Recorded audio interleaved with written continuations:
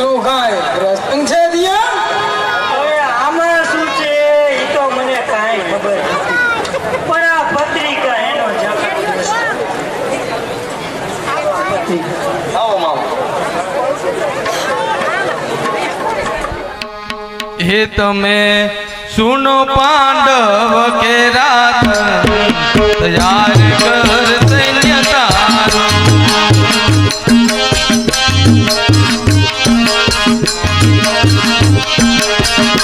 में तो प्रख्यात कोठा तैयार कर सैन्य तारो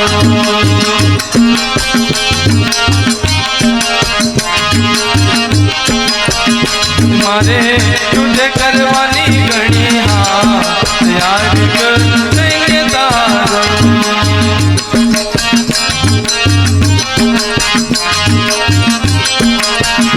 तमे तुझे न आवो तो ब्रह्म ज्ञान पाप यार कर देंगे तारो મોટા ભાઈ છત્રપતિ દુર્યોધન આપણી સામે છલ કપટ કરી અને 7 કોઠા યુદ્ધની રચના કરે છે અને લખે છે કે યુદ્ધે ન આવો તો તમને બ્રહ્મ હત્યાનું પાપ આપેલું છે, માટે ઘણું ધર્મ સંકટ.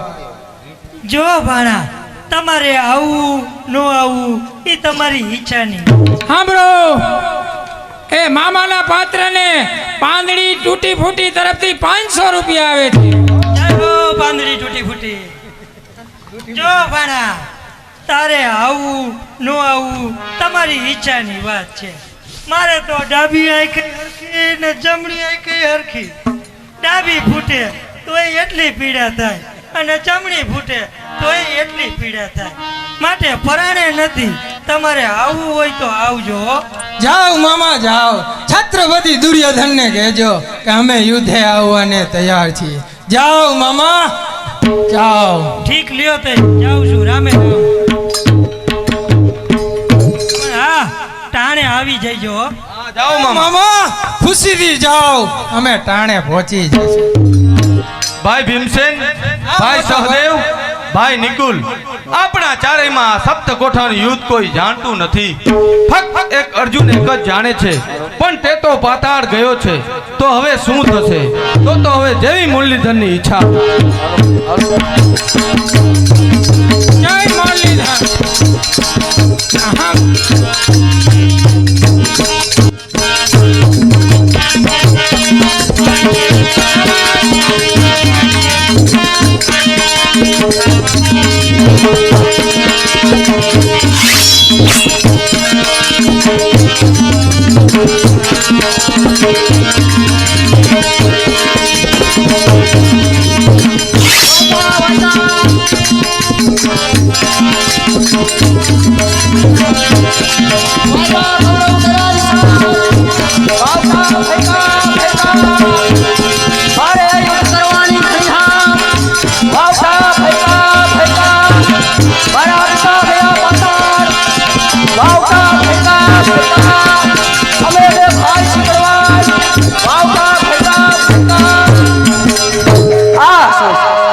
દાદા ધર્મની કચેરી આજ ઉદાસ કેમ છે?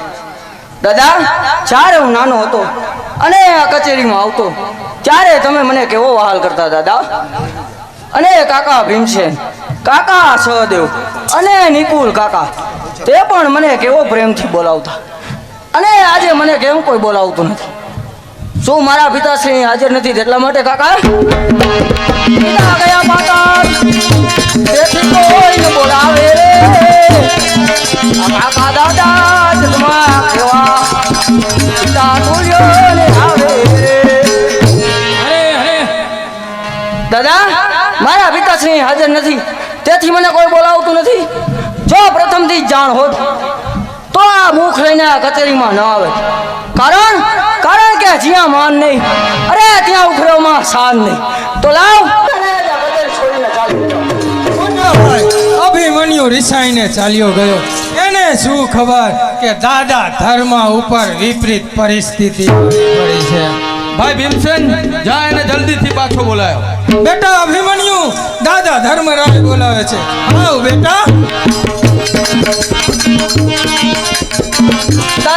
કે કહો મને વાત આજ વતન કેમ વિલા થયા દાદા દાદા તમે કેમ ઉતારી બેઠા મુખ દાદા આજ આ વતન કેમ વિલા થયા દાદા તમે સા કરો વિચાર આજ આ વતન કેમ વિલા થયા દાદા તમે તેમ તો અર્જુનનો બાળ દાદા આજ આ વતન કેમ વિલા થયા અરે મારે યુદ્ધ કરવાની ઘડી આમ દાદા આજ વતન કેમ વિલા થયા દાદા આ કંકુનો રંગ જેમ લાલ છે તેમાં તમારા બધાના મુખ લાલ કેમ છે દાદા જે હોય તે સત્ય જણાવો બેટા અભિમન્યુ તારા પિતાશ્રી પાતાળ ગયા છે પાછળથી નીચ કપટી કૌરવોએ કપટ કરી સપ્ત કોઠાનું યુદ્ધ રચ્યું છે અમારા ચારેયમાં કોઈ સપ્ત કોઠાનું યુદ્ધ જાણતું નથી ફક્ત તારા પિતાજી એક જ સપ્ત કોઠાનું યુદ્ધ જાણે છે પણ તે તો અત્યારે પાતાળ ગયા છે તેની ચિંતા અમને સતાવે છે અરે દાદા એમાં શું મોટી વાત તમે હિંમત કેમ હારી બેઠા દાદા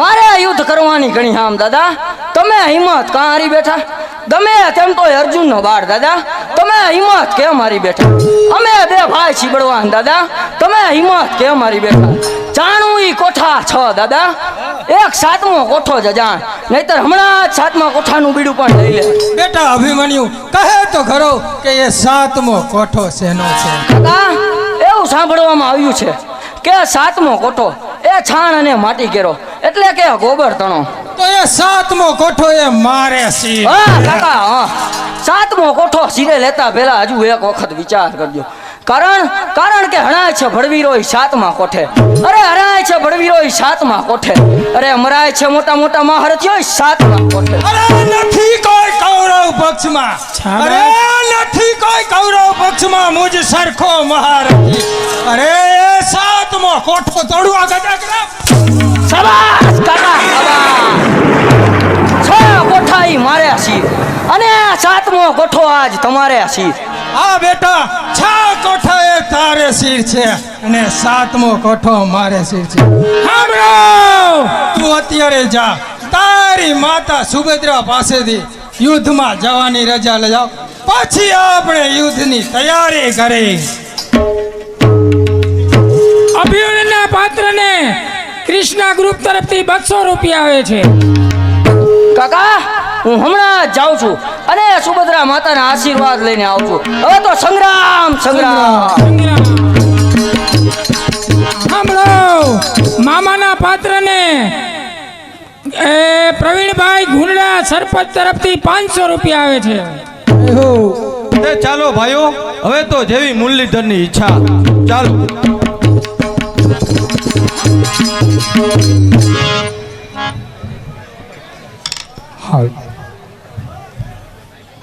મેરકા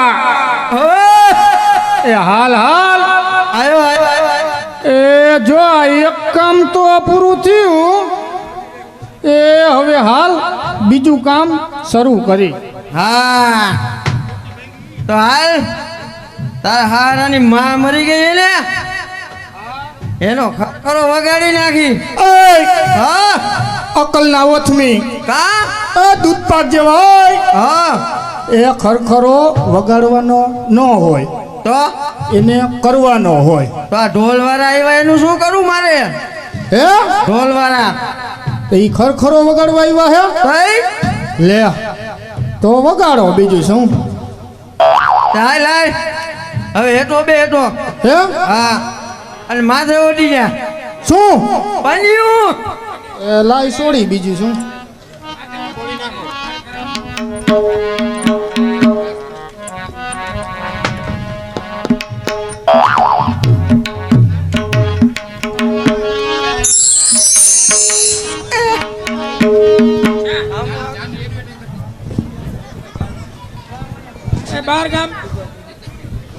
હાલો બહારગામથી આવેલા મહેમાનો સામે ચાની કેન્ટીન છે વ્યવસ્થા રાખેલ છે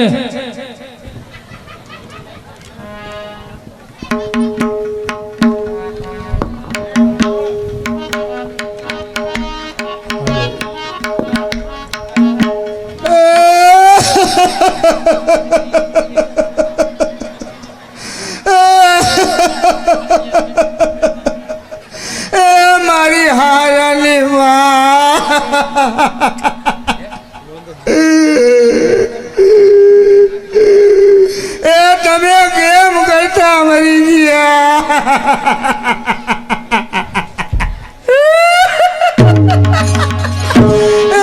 તમારા વગેરે એ છોકરાના હાલડા કોણ ગાય છે?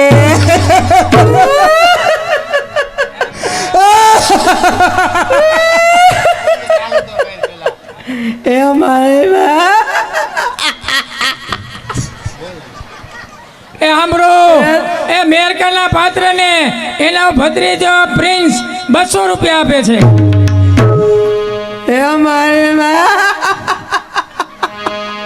એ તમે બેટા હો તો છોકરાના હાલને તો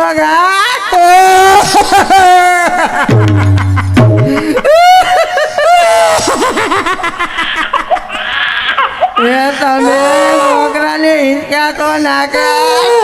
એ તમે ડેલી હતી ગુજરાત ટકે. એ તમે બેટા હો તો છોકરાની ગાંડું તો ધોવે.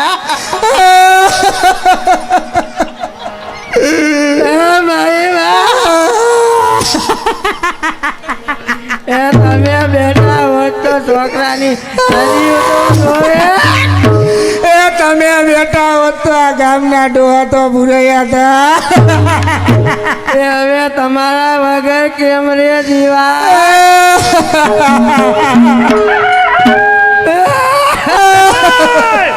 કોણ છો તમે?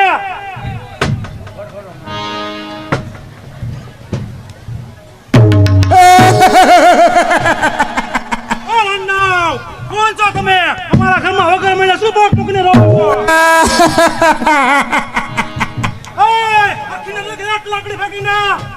બાપા રેવા દ્યો. એ આ તો ઈ આવ્યા છે ઈ. ઈ એટલે કોણ? ઈ એટલે તમારા જમાઈ આવ્યા છે, જમાઈ. જમાઈ તમે? હા બાપુજી, હા. એ અમે તમે આટલા દી ક્યાં ઠોકાણા હતા?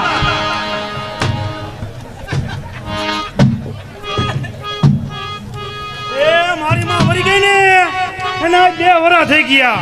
તમારા બાપની કે 2 વર્ષ ખરખરો હોય? તે એમાં ખોટું શું છે કાના બાપા? આ ખરખરો તો સાંભળે નહીં વગાડા. એ તાર બાપની ખરખરો વગાડવાનો ન હોય, ખરો ખરવાનો હોય. એ મેરકા, હા એ આમ જો, હા એ અમારો હાહારો રહ્યો ને, હા તને જળ ભરત જેવો નથી લાગતો? દેખાય છે તો છે, આમ પહેરવે છે એવો કાંઈક. એ થોડો જાડી બુદ્ધિ નો છે. એમ? હા હા. હા એટલે એક કામ કર, હા એ તારે જે કેવું હોય ને હા. ઈ તું કહી દે. કેમ? મને તો સમર આવે, સમર. સમર? હા હા. ઈ વરી કેવી? એટલે તું કહી દે. આ હે ને મારાથી તો નહીં માને. એમ? હા, તો મારાથી માની જાય? માની જાય છે તારાથી. તો લાય હું કહી દઉં. તો કાના બાબા બોલો વાત જાણે એમ છે ને બોલો ને. કે અમે તો હે ને અમાર ભાભીનું આણું તેડવા આવ્યા છીએ. આણું તો આજ નદી રોકાઈ જાઓ, ભલે આવ્યા. એય! બોલ રોકાવાય બોકાવાય નહીં હો. તે ક્યાં જાવ છે? એ નો કરે નારાયણ ને મારી માં મરે એમ છે. એ એને કાઈ નો થાય. એ તમે એક કામ કરો, એ માલીને તૈયાર કરો, એટલે અમે હે ને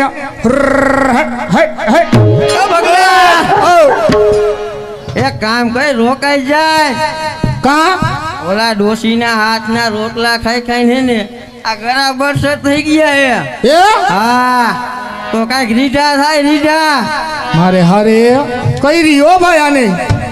આય નવરીના, હા તારે રોકાવાનો વિચાર લાગે. થોડો થોડો, તું ભૂખની બારે છો? થોડી થોડી પેટ રીઢું થાય. એ હા તે ગળા રીઠા કરવા હે? હા. રોકાવું હે? એ રસ ખાવો હે, રસ? એ તો રોકાઈ જાય, બીજું શું હાલ. હું એલો વિચાર કરો છો? એ રોકાઈ ગયા એમને હા. તો જમીનમાં શું લેશો?